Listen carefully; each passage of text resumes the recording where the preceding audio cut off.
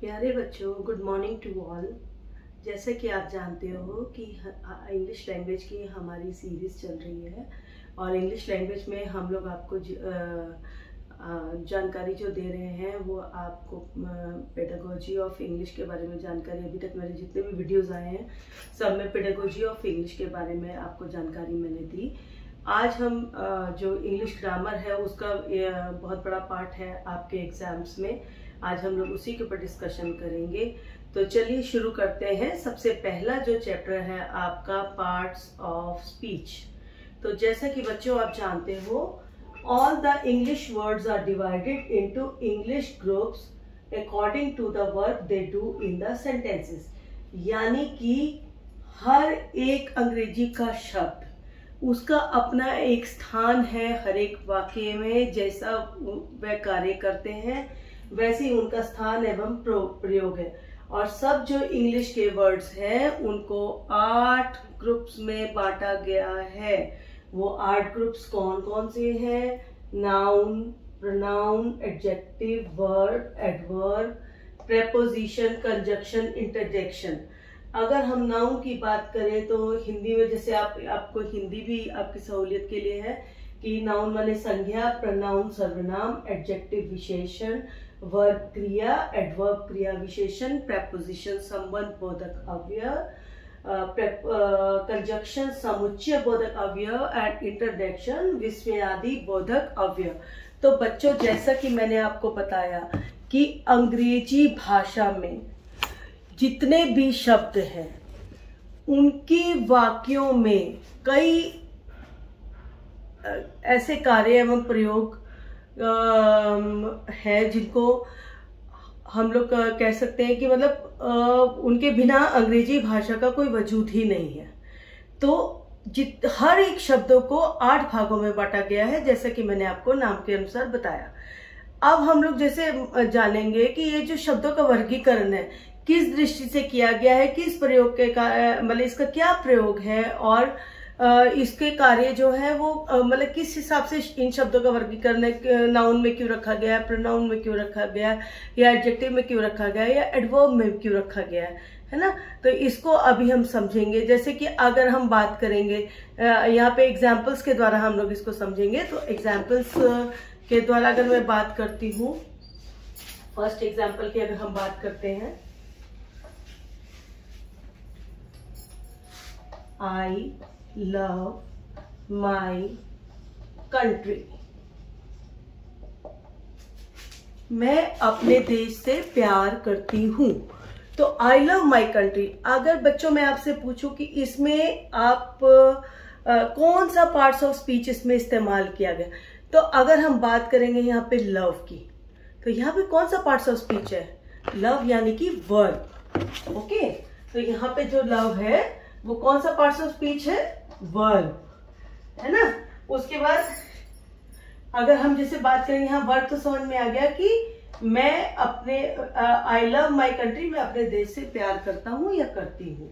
अब अगर हम अगले एग्जाम्पल समझेंगे, यहाँ पे कौन सा पार्ट ऑफ स्पीच आ गया? वर्ब का पार्ट ऑफ स्पीच आ गया। अगर हम अगली बात करेंगे,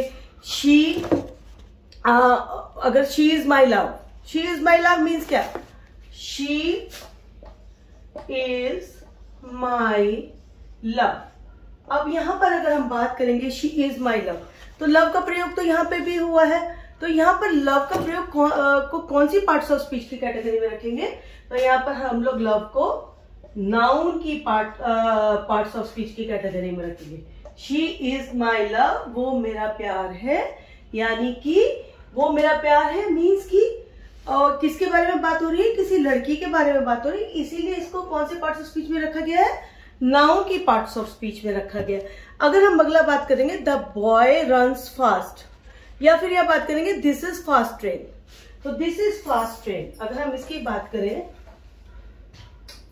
दिस इज फास्ट ट्रेन। अब यहां पर बच्चों ये बताओ कि this is fast train.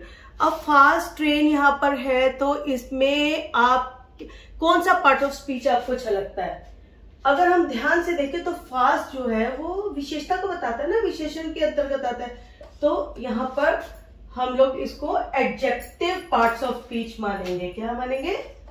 Adjective. कौन सा पार्ट्स ऑफ स्पीच यूज हुआ है? एडजेक्टिव यूज हुआ है ना। अगर हम इसके बाद आगे अगर हम बात करते हैं एक और एग्जांपल की, तो एडजेक्टिव पार्ट ऑफ स्पीच समझ में आया? The boy runs fast. अब देखिए यहां पे भी फास्ट का इस्तेमाल हुआ है। The boy runs fast.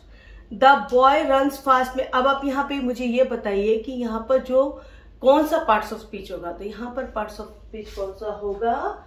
यहाँ पे भी आपको फास्ट ही होगा, बट यहाँ पर फास्ट क्या है? ये एडवर्ब है। Adverb parts of speech. अब ये एडवर्ब क्यों है? ये क्रिया विशेषण है, जो कर रहा है उसकी विशेषता बता रहा है, कर्ता की विशेषता बता रहा है, जो क्रिया हो रही है उसकी विशेषता बता रहा है। इसलिए इसको हम लोग क्या बोलेंगे? एडवर्ब पार्ट्स ऑफ स्पीच का कौन सी कैटेगरी होगी? कौन सी कैटेगरी होगी? एडवर्ब कैटेगरी होगी। ओके, अगर हम आगे बात करेंगे, he is playing in the field. अगर हम ये एक सेंटेंस लेते हैं, he is playing in the field. He is playing in the field. He is playing in the field। अगर हम he is playing in the field की बात करें, अब यहाँ पे आप मुझे बताइए कि यहाँ पर कौन सा आपको पार्ट्स ऑफ स्पीच लग रहा है? He is playing in the field। तो अगर हम in को लेते हैं तो आपको नहीं लगता है कि ये प्रेपोजिशन है?